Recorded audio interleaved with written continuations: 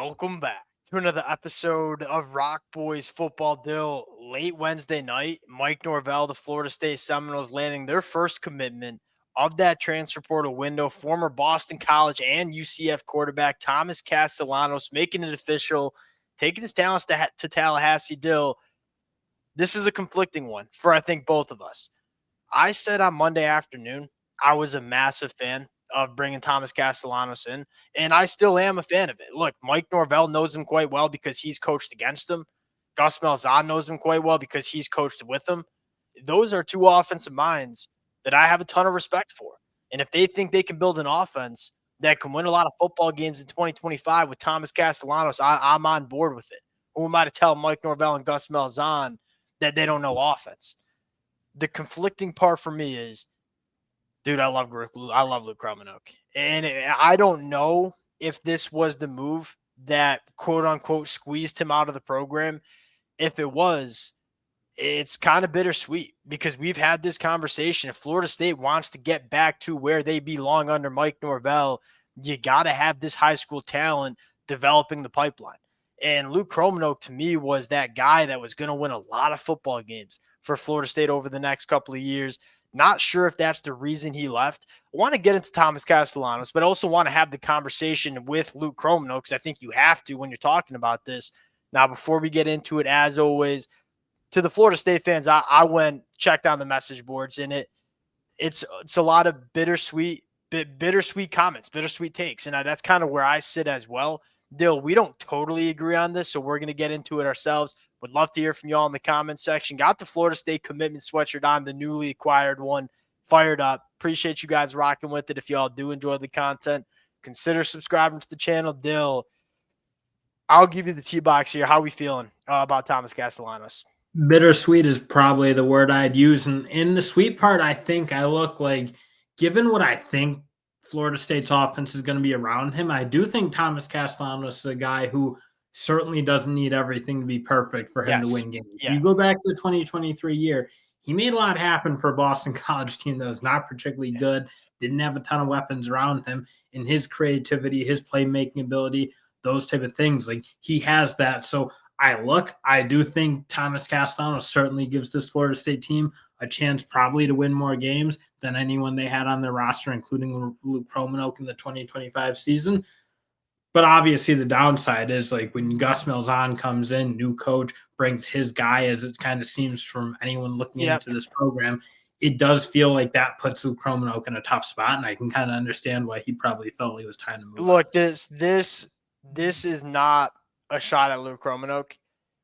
If this is what made him transfer, I enjoy starting at Mississippi State or where, and it's not like I'm rooting against him, but it's like, do you even want? Look, Mike Norvell owes it to the fans, he owes it to the program, he owes it to the players to bring in players that he thinks will make this team better. And I think undoubtedly Thomas, at the very least, is a veteran presence into a young quarterback room. This is how Dan Lanning operates. This is how Nick Saban operated. This is how Kirby Smart operates. You bring in players that are going to help this program. I think Thomas Castellanos unquestionably does that. And if that's what made Luke Romanuk transfer out of the program, to me, so be it. You want guys in this program that want to compete and that want to be better. That's kind of my take on it. They'll look, and it probably has something to do with I'm higher on Thomas Castellanos than most.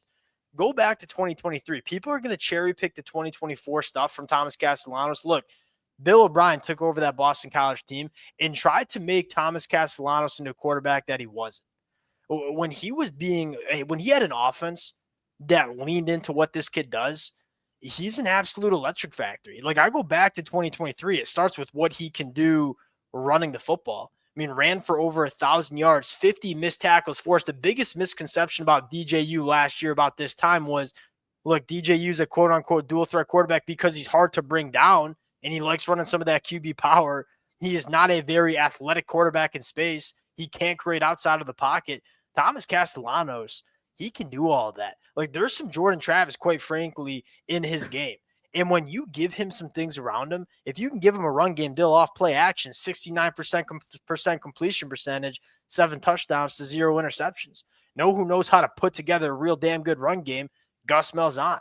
If you keep him clean in the pocket, 68% completion percentage, 13 touchdowns to only 3 interceptions.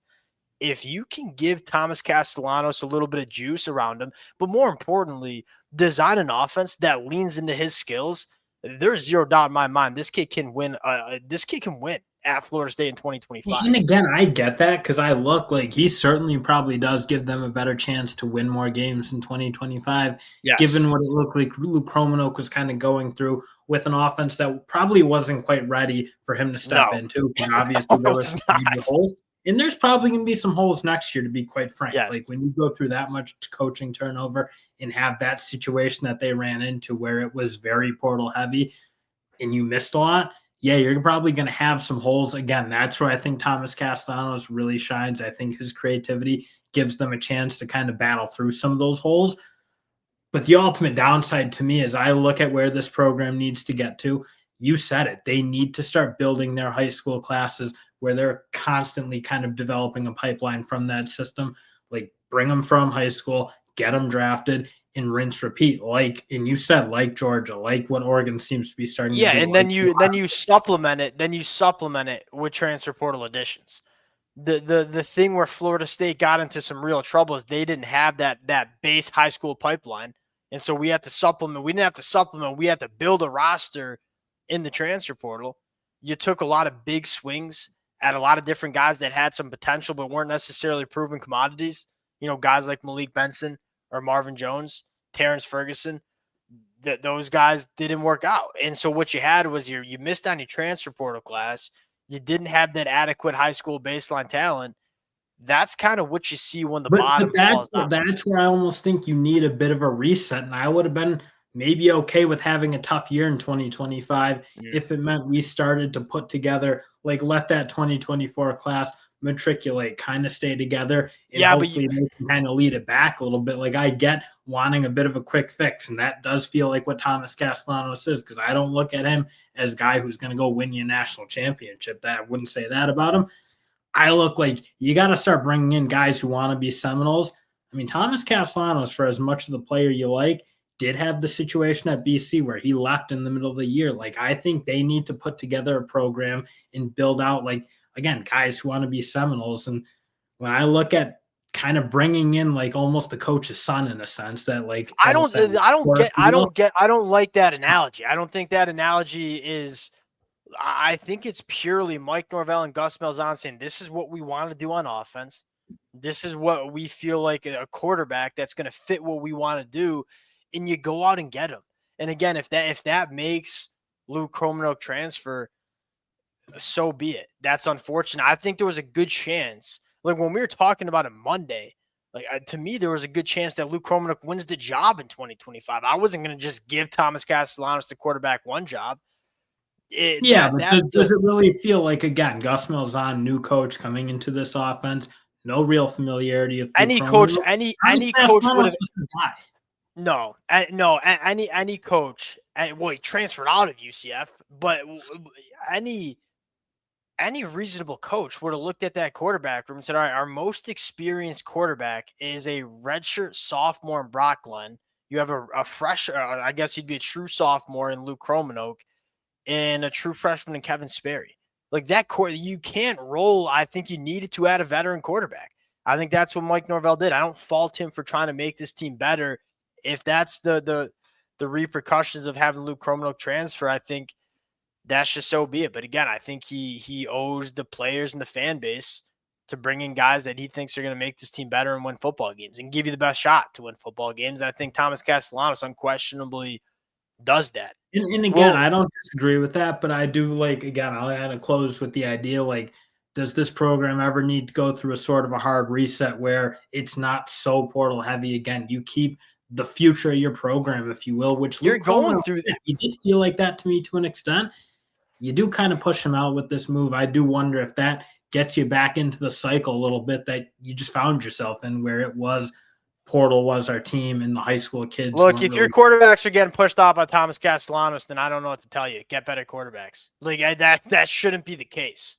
There's not if you. That's my take on it. We'll close it down there. Appreciate you guys rocking with it again. A lot of different takes to be had Let it fly in the comment section. If y'all do enjoy it, consider subscribing to the channel. A lot of commitments to break down over the next couple of weeks. We'll talk to y'all later.